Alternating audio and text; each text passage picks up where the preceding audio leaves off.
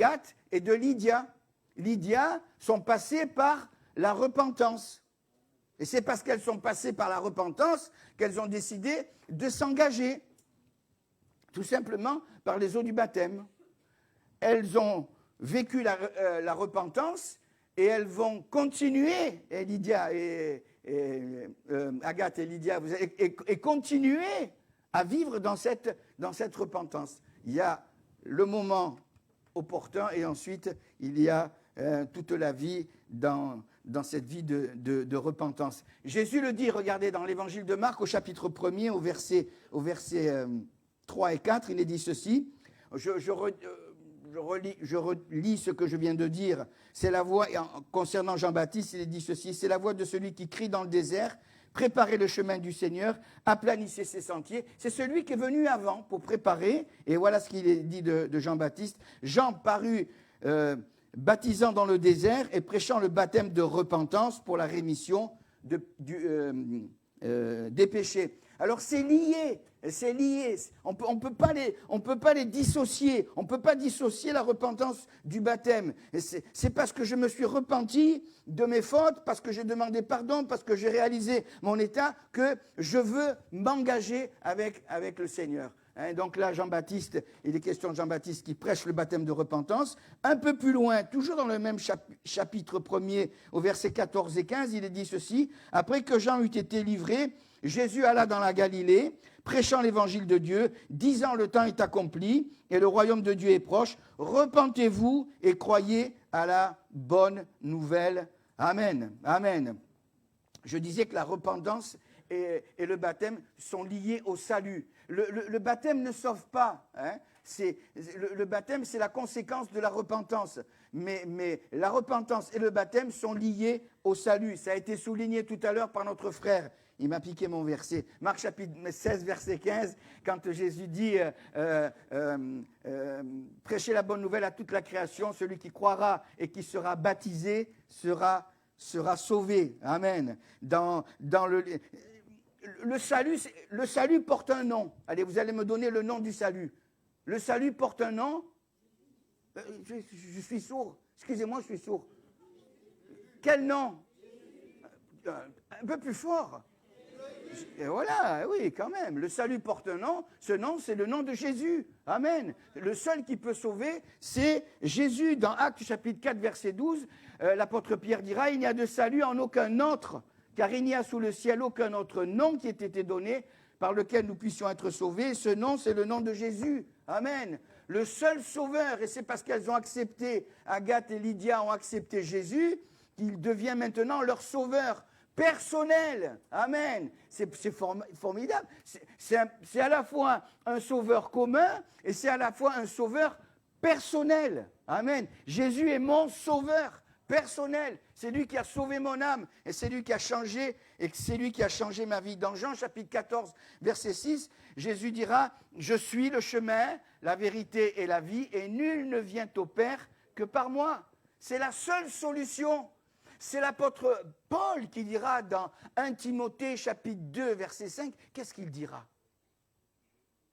Car il y a un seul Dieu et un seul médiateur entre Dieu et les hommes et Jésus-Christ homme. Amen. Le seul qui puisse nous sauver, c'est le Seigneur Jésus. Amen. Que Dieu soit béni. Je voudrais lire avec vous aussi ce passage dans l'épître de Paul aux Romains au chapitre 6 et versets 3 à 6. C'est un petit peu ce que Cyril a souligné. C'est mon pasteur, lui. Hein. Moi, je suis à la retraite, c'est lui mon pasteur. Et il disait, il prenait l'image de l'enterrement. Oh là là. Alors c'est sûr que si on commence comme ça la prédication en disant, voilà, vous allez mourir et tout, c'est pas trop la joie, hein, c'est pas trop la bonne nouvelle. Mais regardez ce qu'il est dit. Ignorez-vous que nous tous qui avons été baptisés, Agathe et Lydia, nous tous qui avons été baptisés en Jésus-Christ, c'est en sa mort que nous avons été baptisés. C'est-à-dire qu'on réalise la mort du Christ. Hein, on va plus loin. Nous avons donc été ensevelis avec lui par le baptême. Il y a eu un ensevelissement. Il ne dure pas longtemps. Hein, il ne dure pas longtemps. On ne les laisse pas trop sous l'eau. Hein, en sa mort, afin que comme Christ est ressuscité des morts par la gloire du Père, de même nous aussi, nous marchions en nouveauté de vie. Amen. Amen. C'est une image, hein, c'est une image de la mort et puis de la résurrection, et que Dieu soit béni, que Dieu soit béni. J'avais relevé aussi un autre texte qui nous parle du baptême. Le baptême validé par la parole de Dieu, c'est le baptême au nom du Père, du Fils et du Saint-Esprit, au nom de Jésus. Hein, je pensais à ce texte, vous allez bien comprendre la différence qu'il y a dans Actes chapitre 19. C'est un passage important du baptême, de la repentance. Regardez ce qu'il est dit. Là, ça se passe en Turquie, dans l'actuelle Turquie, à Éphèse. Et il est dit ceci. L'apôtre Paul arrive dans cette ville et il va voir une poignée de chrétiens et il leur dit, la première des choses qu'il leur dit, c'est « Avez-vous reçu le Saint-Esprit quand vous avez cru ?» Je relisais le texte. Je ne vais pas rentrer dans trop les détails parce qu'il y a beaucoup de personnes qui sont là pour les premières fois. Mais quand même. Et ils ont dit, mais on ne savait même pas qu'il y avait un Saint-Esprit. Pourtant, quand on fait des petites recherches, bon, nous, c'est un petit peu notre job, hein, de faire des petites recherches, et on s'est rendu compte que là, ce passage des Actes au chapitre 19 se situe 20 ans, écoutez bien, 20 ans après la première Pentecôte. Et 20 ans après la première Pentecôte, dans cette ville où il y avait soi-disant des chrétiens, ils ne savaient même pas qu'il y avait un Saint-Esprit. Et même dans la religion traditionnelle, on sait qu'il y a un Saint-Esprit. Dieu le Père, allez, dites-le avec moi, Dieu le Fils et Dieu le Saint-Esprit. Et eux, ils ne savaient même pas qu'il y avait un Saint-Esprit.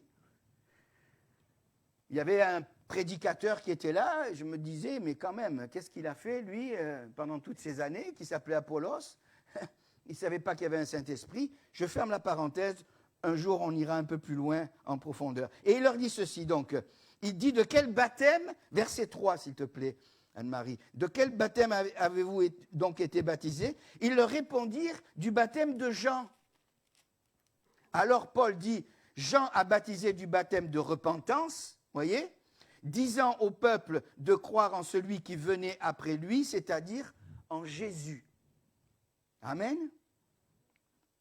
Lorsque Paul leur eut imposé les mains, le Saint-Esprit vint sur eux, et ils parlaient en langue et prophétisaient. Ils étaient en tout environ 12 hommes. Écoutez-moi, 12 hommes ont mis le feu dans toute l'Asie. Amen. Amen. C'est pas allumer le feu, hein, mais ils ont mis le feu. Ils ne savaient pas jusqu'à présent. Mais là, ils ont été embrasés. Hein, il leur a imposé les mains, il a prié pour eux, et il y a eu la bénédiction. Amen. À tel point que dans ce passage, je ne vais pas tout résumer, mais la Bible dit que Dieu était avec Paul, et quand il sortait, on prenait des linges. Alors ne le faites pas, ça ne marchera pas. Hein. Et on prenait donne-moi un linge là, c'est quoi ça? On prenait un linge qui avait touché Paul, ouais, je reste là-haut, bon, ça va. Et ils touchaient, et ils étaient guéris, ils étaient délivrés. Amen. Ça, 12 hommes ont suffi pour embraser cette contrée d'Éphèse. Gloire à Dieu. Donc on voit que le baptême, il est fait au nom du Père, du Fils et du Saint-Esprit, au nom de Jésus. Que Dieu soit béni.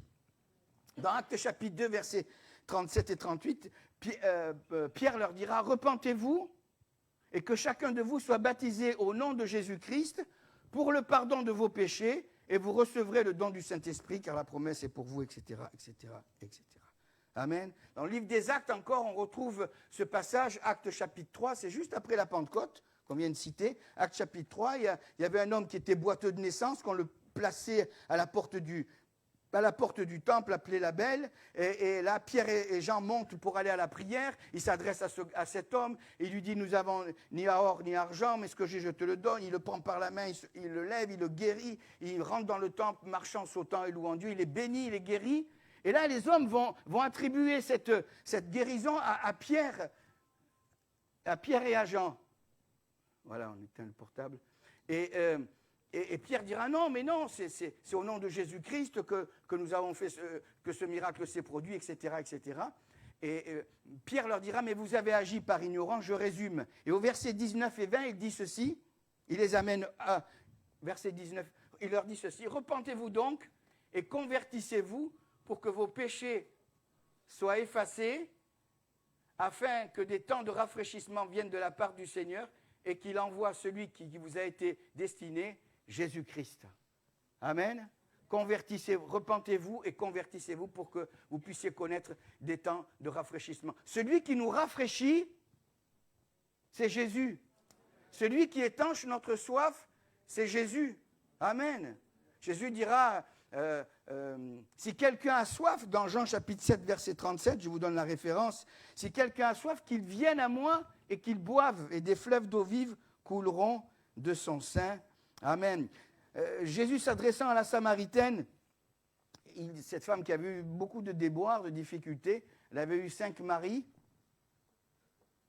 5 maris. C'est terrible, hein? Enfin, 1, 2, 3, 4, 5. Chaque fois, oui, oui, oui, pouf, pouf, pouf. Hein?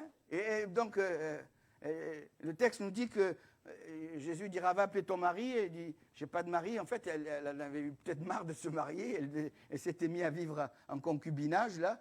Mais cette femme a été touchée par la grâce de Dieu. Jésus dira, si quelqu'un boit de cette eau, aura encore soif. Celui qui boira de cette eau aura encore soif. Et celui qui boira de l'eau que je lui donnerai n'aura jamais soif. Et cette eau, elle jaillira jusque dans la vie éternelle. Et cette femme qui avait été dans l'échec, elle dira, donne-moi de cette eau. Celui qui étanche notre soif, c'est le Seigneur. Amen. Dans Jean chapitre 6, verset 35, il est dit, celui qui vient à moi n'aura jamais faim. C'est bien ça. Celui qui croit en moi n'aura jamais soif. Jamais soif. Amen. Je pensais, c'est le Seigneur qui nous désaltère. Gloire à Dieu, des temps de rafraîchissement. Et justement, l'engagement, c'est le début de ces temps de rafraîchissement. Il y aura, et on n'est pas des super prophètes, mais pour Agathe et pour Lydia, il y aura des temps de rafraîchissement, mais il y aura aussi des temps de combat, mais c'est dans ces temps de rafraîchissement que vous allez vous renouveler et que Dieu va vous faire du bien, que Dieu va vous amener plus loin. Amen. Parce que c'est lui qui nous désaltère, c'est lui qui nous encourage et c'est lui qui nous fait du bien. Dans le psaume 65 au verset 10, il est dit que le ruisseau de Dieu est plein. Amen. Les ruisseaux de Dieu sont pleins, gloire à Dieu.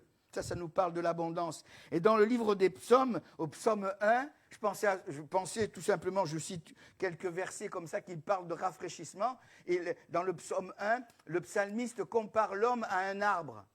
L'homme, une femme à un arbre. Et il dit ceci, il est comme un arbre planté près d'un courant d'eau. Quand il y a l'eau, il y a la vie, hein. Je ne sais pas si vous avez des plantes à la maison ou si vous avez un jardin.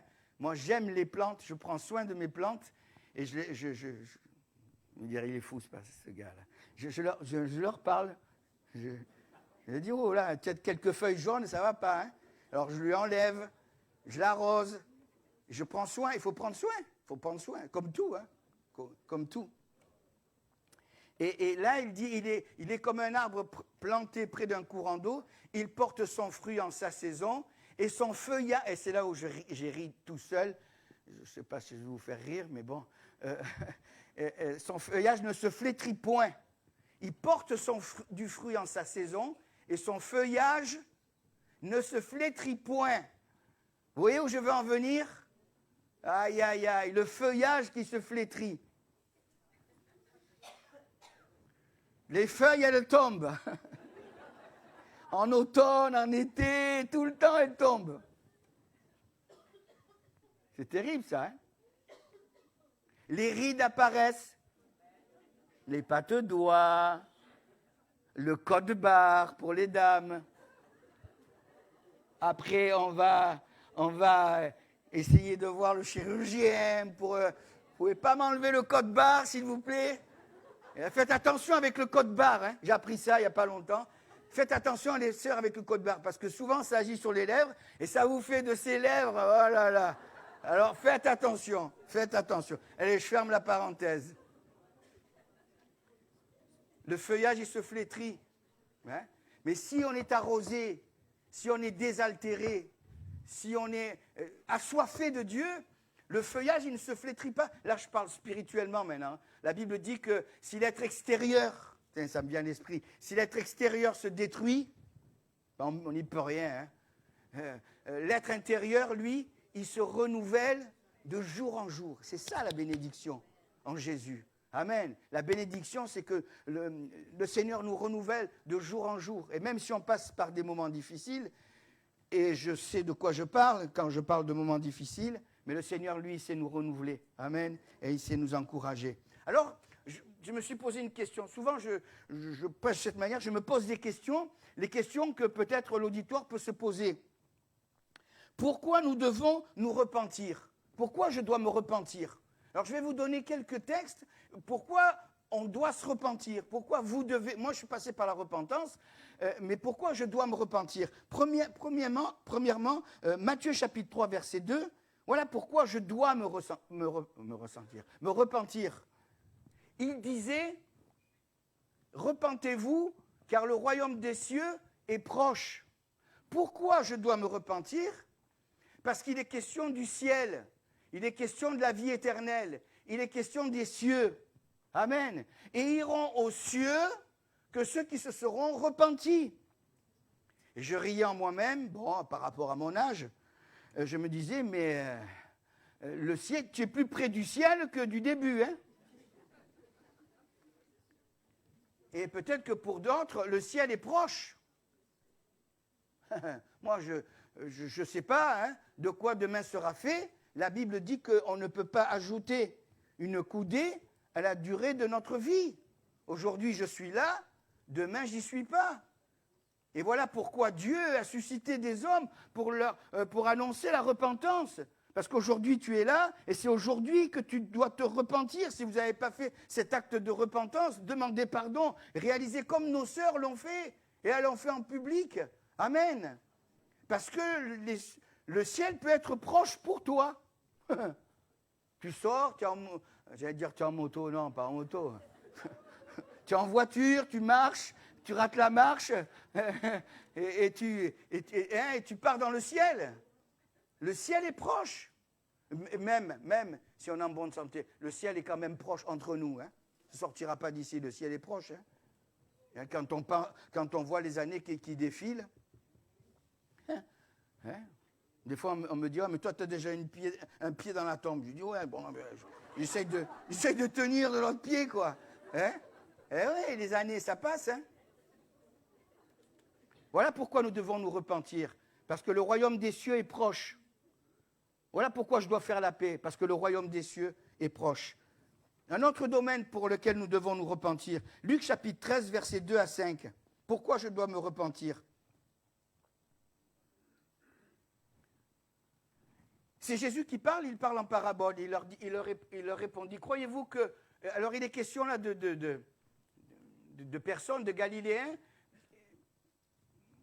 Il est question de meurtre qu'il y a eu, et il leur dit ceci, il répondit, croyez-vous que ces Galiléens fussent de plus grands pécheurs que tous les autres Galiléens, parce qu'ils ont souffert de la sorte? Verset 3. Non, je vous le dis, mais si vous ne vous repentez, vous périrez tous également. En fait, il y avait eu un homme qui était au gouvernement, il a mélangé le sang des sacrifices avec et il a tué des Galiléens. Et Jésus dit, vous croyez que ces hommes étaient de plus grands pécheurs? Alors, il n'y a pas de grand... Là où je veux mettre l'accent aussi, c'est qu'il n'y a pas de grands péchés et de petits péchés. Il y a le péché qui nous éloigne de Dieu. Et là, il pensait que parce que ces hommes avaient été massacrés, ils allaient être c'était des grands pécheurs. Non, non, non, Jésus leur dit, mais si vous ne vous repentez pas, vous aussi, vous périrez aussi. Et c'est important, ça. Hein? Si je ne me repens pas, si je demande... Ouais, mais moi, je n'ai pas péché, j'ai pas volé, et j'ai pas rien fait d'autre, quoi. J'ai pas volé, hein? Pas menti, bon... Des fois, on en glace on en glisse un ou deux. Non, non, non. Mais il n'y a pas de petits péchés, de grands péchés aux yeux de Dieu. D'ailleurs, la Bible dit que nous avons tous, Romains 5, 23, nous avons tous péché, que nous sommes tous privés de la gloire de Dieu. Il n'y a pas un juste, pas même un seul. Et voilà pourquoi nous devons nous repentir.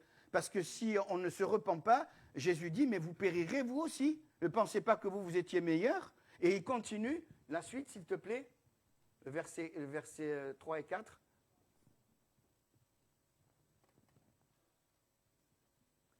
ou bien ces 18 personnes sur qui est tombée la tour de Siloé, qu'elle a tué, croyez-vous qu'elle fût plus coupable que tous les autres habitants de Jérusalem?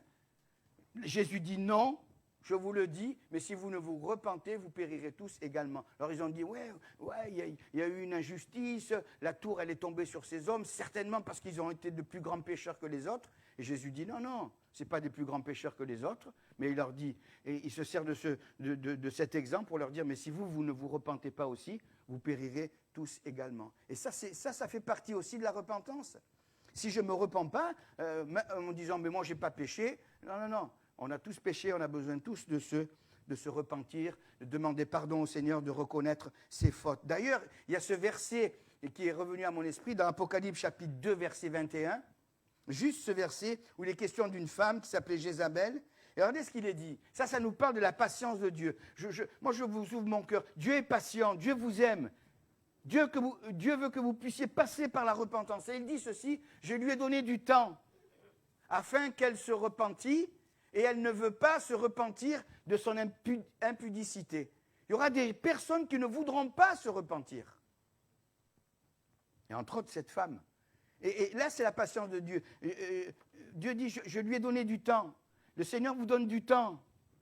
Peut-être qu'il vous a appelé 1 fois, 2 fois, 3 fois, 4 fois, 10 fois. Il vous donne du temps pour que vous puissiez passer par la repentance, capituler et dire, Seigneur, maintenant je veux m'engager, je veux aller voir le pasteur et je veux m'engager par les eaux du baptême. Parce qu'il y en a qui ne voudront pas.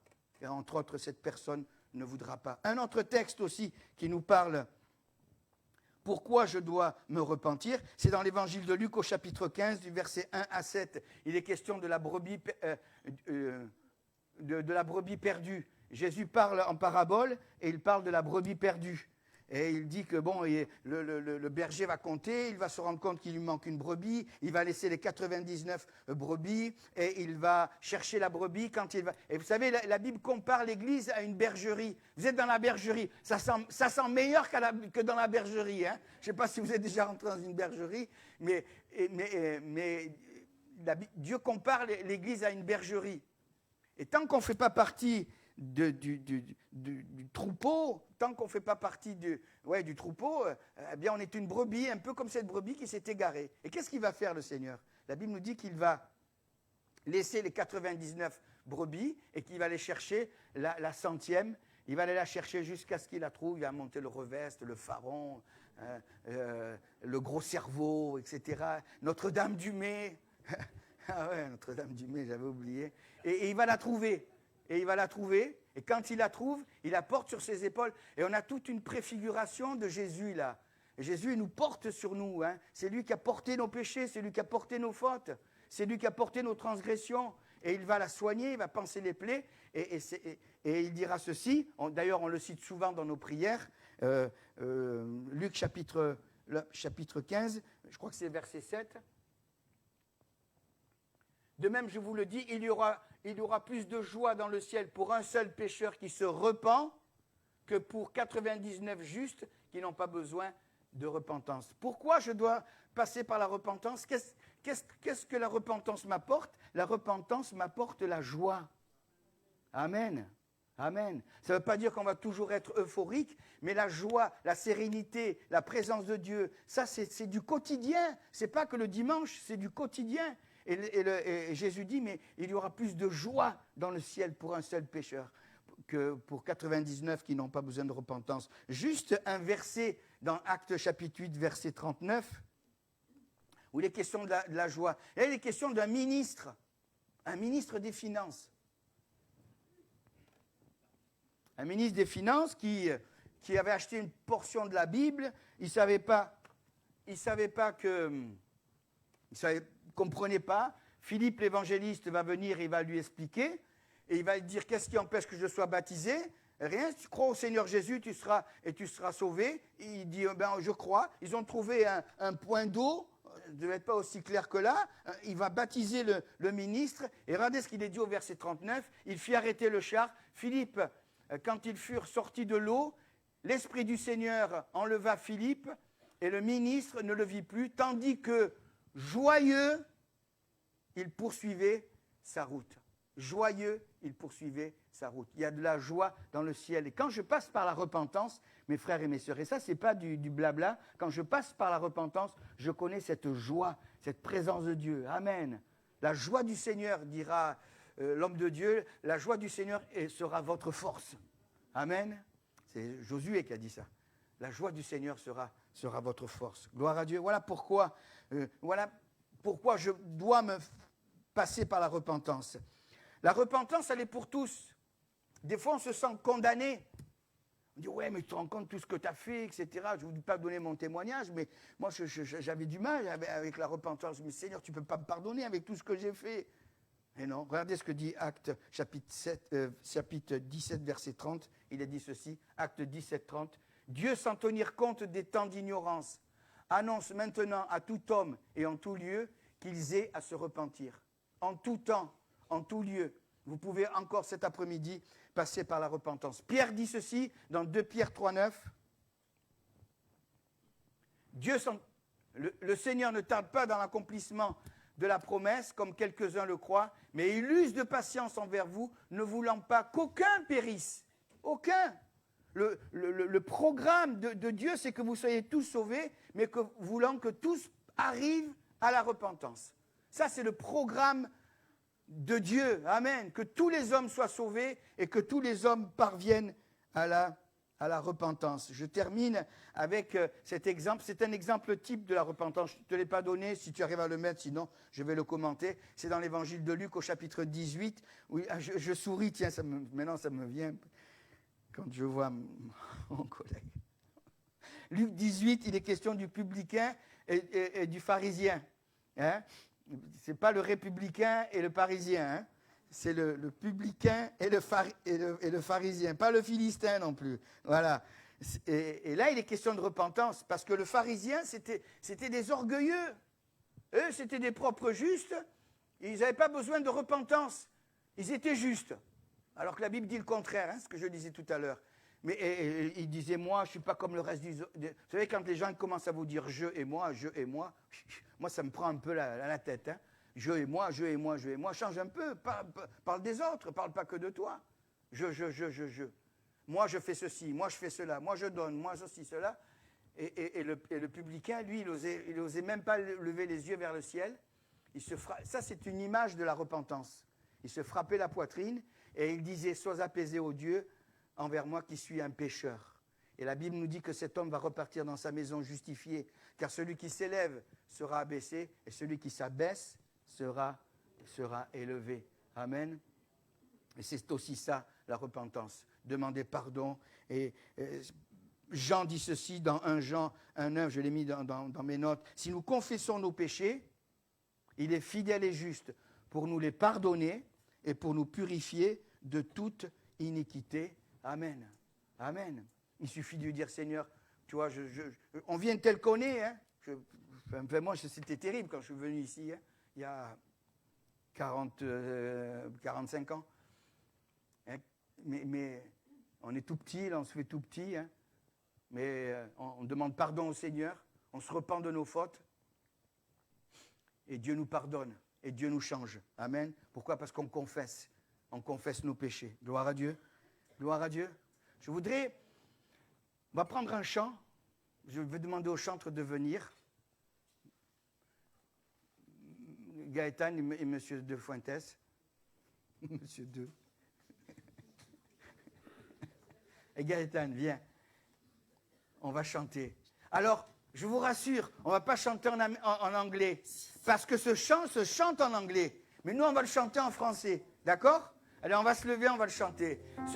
Alors, en anglais, c'est Oh Happy Day. On connaît tous Oh Happy Day. Eh oui, mais on va le chanter en français.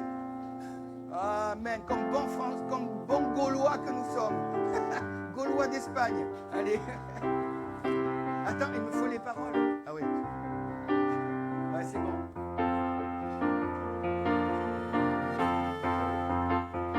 Oh, quel beau jour. Oh, quel beau jour. Oh, quel beau jour. C'est par amour que mon sauveur a tout donné pour que je sois sauvé. Quel beau jour, Oh, quel beau jour. Oh, quel beau jour. C'est par amour c'est par amour que mon sauveur que mon sauveur a tout donné. a tout donné pour que je sois sauvé. Oh, quel beau jour. Oh, quel beau jour. C'est par amour que mon sauveur a tout donné. Pour que je sois sauvé. On va le reprendre. Parce qu'il y a une suite. Ça va, on le sait. Hein, Allez, on le reprend. C'est quoi la suite? Jour de victoire, de liberté. Il y a au quel beau jour. Jour de victoire. Jour de victoire et ensuite à nos côtés. Allez, on y va. Et il y a deux autres couplets. Hein. Allez, on y va. Et après, on le fera en anglais. Ouais, si tu veux. Allez. Oh, quel beau jour. Oh, quel beau jour. Quel beau jour, C'est par amour que mon sauveur a tout donné. tout donné pour que je sois sauvé. Oh, quel beau jour. Quel beau jour, Oh, quel beau jour de victoire. Jour de victoire. De liberté. De liberté. Si tu le veux. si tu le veux, tu peux être être sauvé. Oh, quel beau jour. Quel beau jour, Oh, quel beau jour. quel beau jour. À nos côtés, Oui, chaque jour, oui, chaque jour, il nous entoure.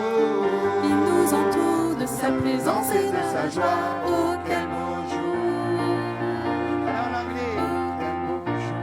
Allez. oh, happy day, oh, happy day, Happy day. oh, happy day. When Jesus was, when Jesus was. He washed my sins away. On va se mettre d'accord, on va reprendre en C'est fait. le plus dur.